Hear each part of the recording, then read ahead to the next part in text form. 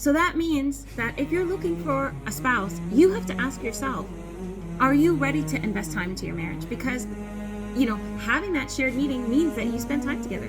There's quality time. There's a commitment that's there. What I found is that what's happening with a lot of people is they're just so busy with their jobs. They're so busy with their jobs. And I like to say, in today's times, even married people are too busy to be married. Even married people are too busy to be married. Okay, if you really want your relationship to work, you're going to have to invest time into it. Now, everybody's going to differ on how much time it's going to be. Even a daily checkup, 20-30 minutes a day, can save your marriage. What I've noticed is that when people become so caught up with the kids, with the job, with the this, with the that, and going out with people and in-laws and parents and everything else, they put the relationship on the side.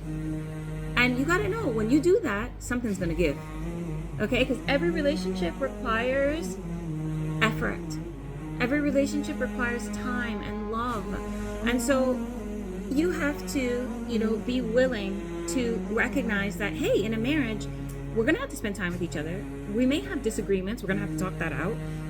We may have to schedule things together. Are you ready for that?